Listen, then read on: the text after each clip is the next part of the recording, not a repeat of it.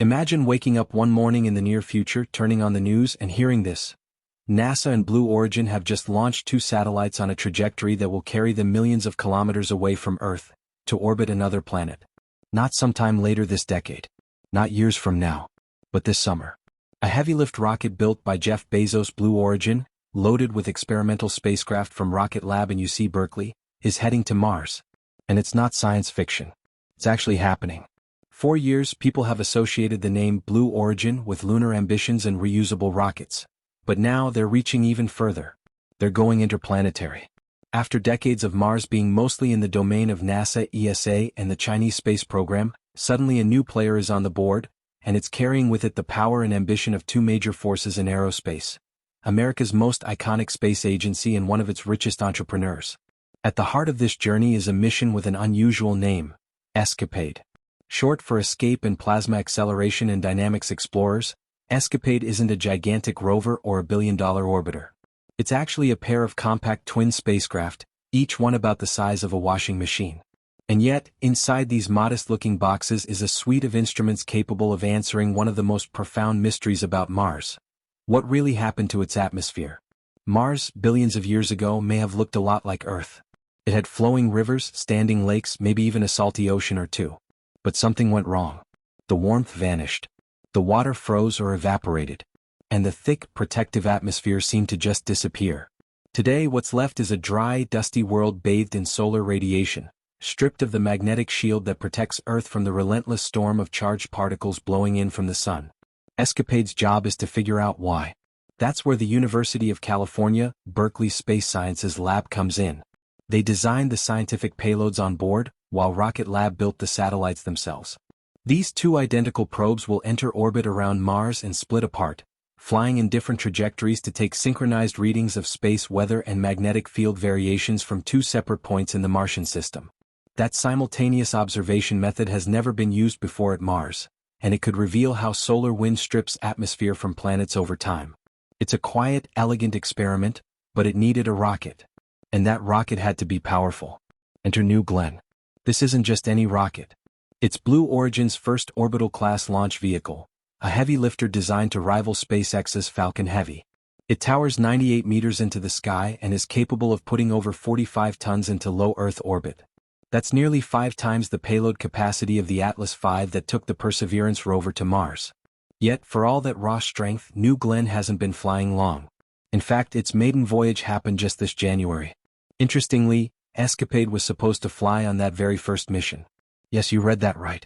A brand new rocket, never flown before, was originally scheduled to carry a Mars payload on its debut launch, an extremely rare and risky decision in the aerospace world. Space agencies typically avoid putting anything valuable or mission-critical on a rocket's first outing, because test flights often go wrong. But in this case, both Rocket Lab and NASA were willing to gamble. Blue Origin needed a high-profile demonstration, and ESCAPADE needed a cost-effective ride. Unfortunately, things didn't go according to plan. The New Glenn booster experienced delays during its integration and testing process at Cape Canaveral.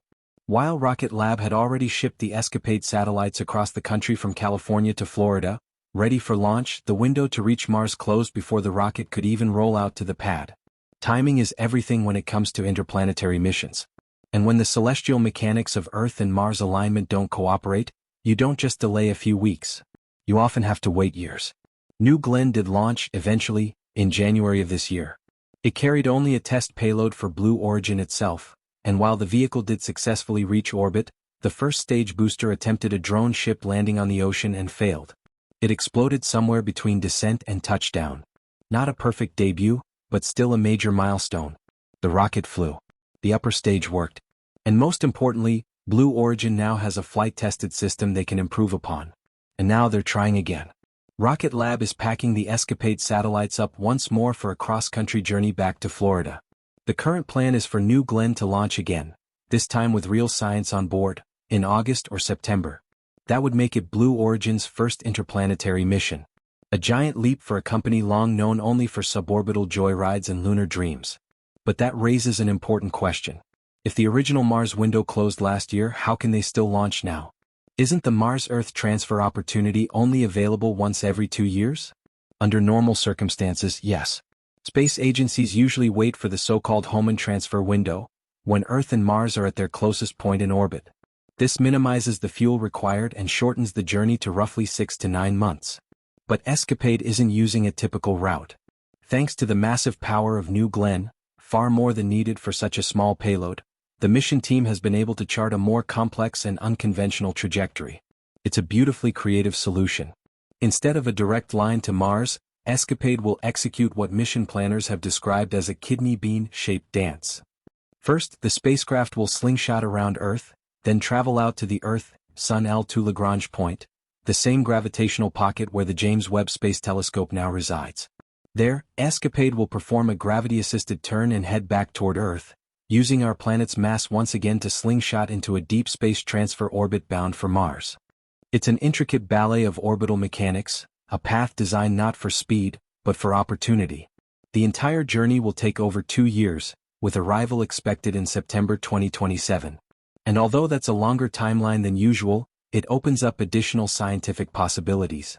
Because as they drift through interplanetary space, these twin satellites will continue taking measurements. Not just around Earth or Mars, but also through regions of the solar system that haven't been studied in detail before.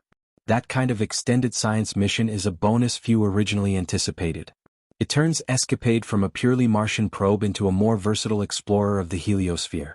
Along the way, its instruments can collect valuable data about solar wind variations, cosmic radiation, and magnetic disturbances at different points between Earth and Mars. Some of that data may even enhance our understanding of our own planet's interaction with space weather. An unexpected return from a mission originally aimed at another world. Of course, longer duration also means greater exposure.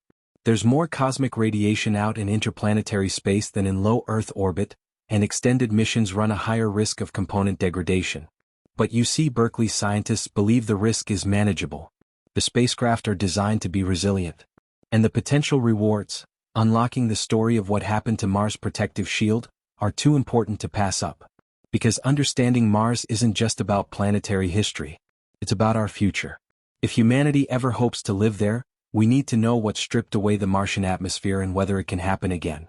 Whether Mars could ever be made habitable, or if it's permanently cursed by the solar wind that slowly carved it into a barren husk. Escapade might not answer every question, but it's going to get us closer. And that's worth the long trip. Blue Origin is preparing for a quiet yet potentially historic moment. Their Blue Moon Mark 1 lander, the cargo variant of their much-hyped lunar program, is targeting a flight window later this year, possibly in October or November. If everything goes according to plan, it'll mark a critical Pathfinder mission, basically a warm-up, for their more advanced Blue Moon Mark 2, which is the version that's supposed to actually carry astronauts to the lunar surface under NASA's Artemis V mission. The Mark I is smaller, focused on cargo delivery, but that doesn't mean it's insignificant. If it succeeds, it'll still be the largest American spacecraft to land on the Moon since Apollo. Slightly bigger than the lunar module that carried Armstrong and Aldrin all those decades ago. That's no small feat. But let's slow down for a second. How likely is this to actually happen? Blue Origin's launch vehicle, New Glenn, is finally showing signs of life. It recently demonstrated that it can send a payload into Earth orbit, which is the foundational step. That in itself took years of delays and redesigns, but getting into Earth orbit is now a box they can check. The next phase, reaching lunar orbit, is technically much less demanding than landing. We've sent countless probes and orbiters around the Moon. But what remains the ultimate test is that final few seconds. The descent, the contact, the touchdown. Even now, with half a century of data, technology, and international efforts, most missions still fail at that critical moment. One wrong input, one faulty radar, one miscalculation in velocity, and a billion-dollar spacecraft becomes high-tech confetti scattered across the regolith. Landing on the Moon is hard. It doesn't matter if you're NASA or a startup in Japan. Unless apparently you're China. But in most other cases, failure remains the norm. So, if Blue Origin ends up joining that long list of lander crashes, it won't necessarily be a surprise. It won't mean they're incompetent. It'll just place them squarely in the current statistical average, which still isn't great, but hey, space is unforgiving. That's part of what makes it thrilling. It's not a video game checkpoint. You either stick the landing or you rewrite the postmortem.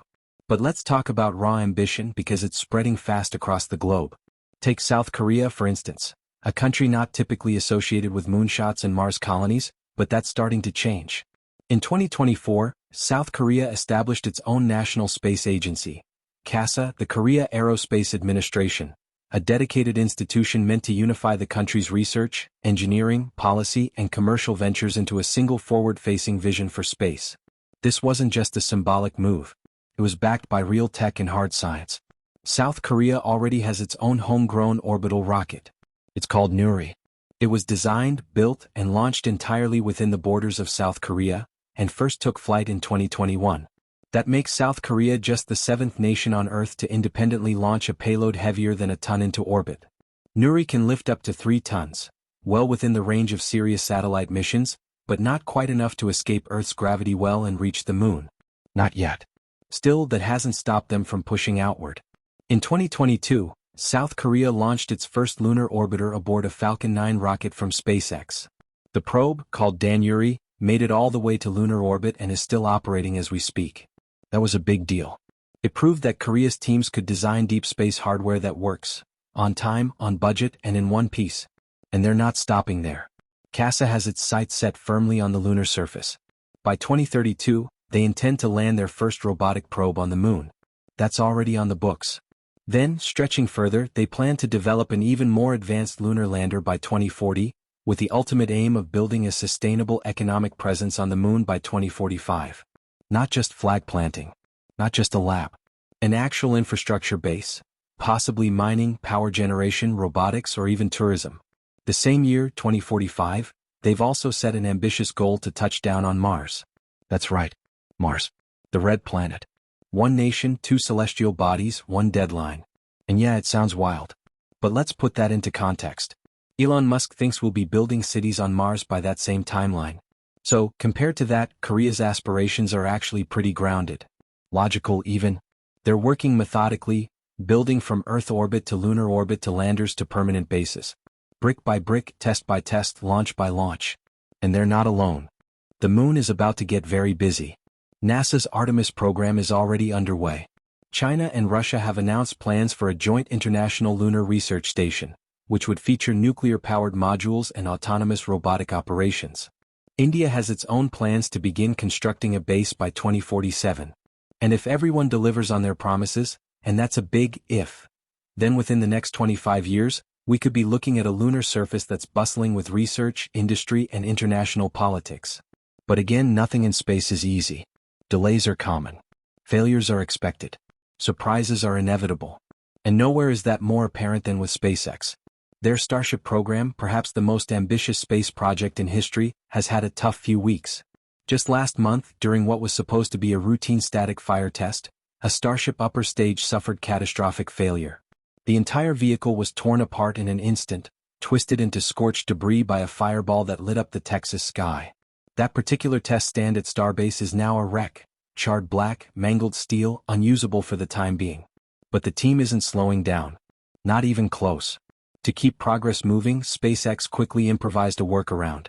Instead of waiting for a new test stand to be built, they decided to modify their existing infrastructure.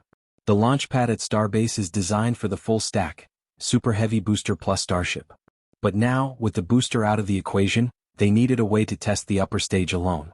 So they engineered an adapter, a custom-built ring structure that sits between the ship and the existing mount, bridging the gap between incompatible systems.